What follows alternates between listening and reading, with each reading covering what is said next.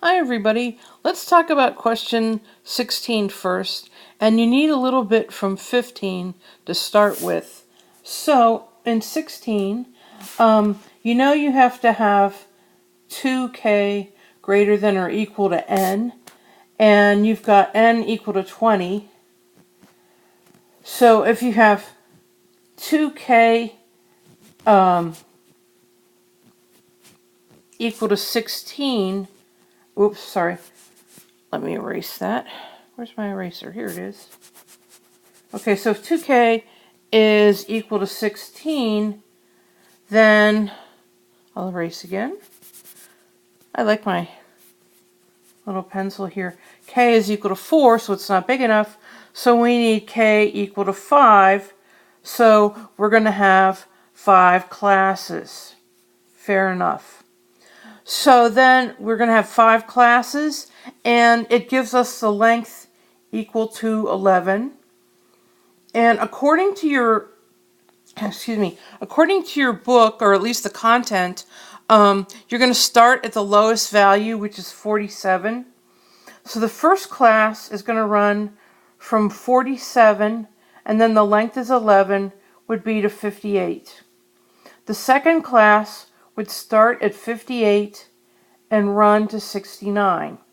So you're going to count up how many points run between, including 58 but less than 69.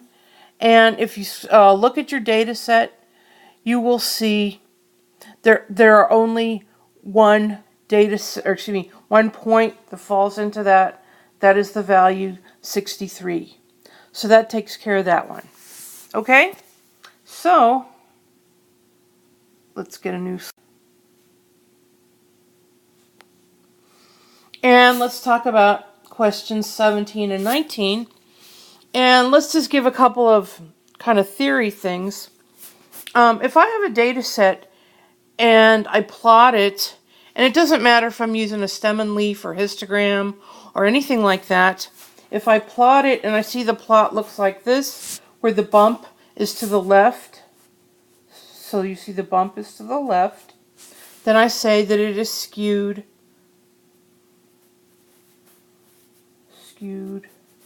right. It's the opposite direction. Okay? If you draw it and it looks like this, the bump is to the right, then we say it is skewed left. Again, it's the opposite direction. Okay, let's get. If we draw something like this, where it's kind of balanced, and I know my artwork kind of sucks. Alright, so then in this case we would just say it's symmetric. That is, it looks the same on either side. And that's actually the gold standard. You'll sometimes hear this referred to as the bell curve or the normal curve, which you're familiar with. And if you draw something like this, then you're all skewed up. Don't write that down, please. Okay, that's a joke. So in problems 17 through 19, and I'm not going to put the numbers in, your data set looks something like this. So the bump is to the right, so we would say it's skewed left.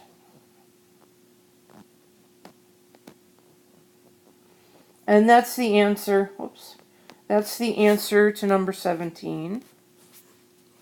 Okay, and then number 19 asked about one of the properties about that.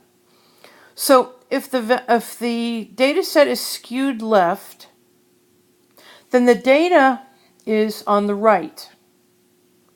So then there are fewer values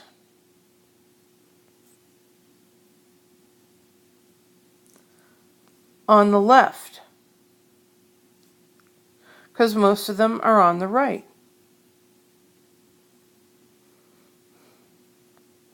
Okay? And that's what they're looking for. That's the answer that they want. Okay? Good enough? All right. So that takes care of the first few, and I'll be doing the next ones in a few minutes.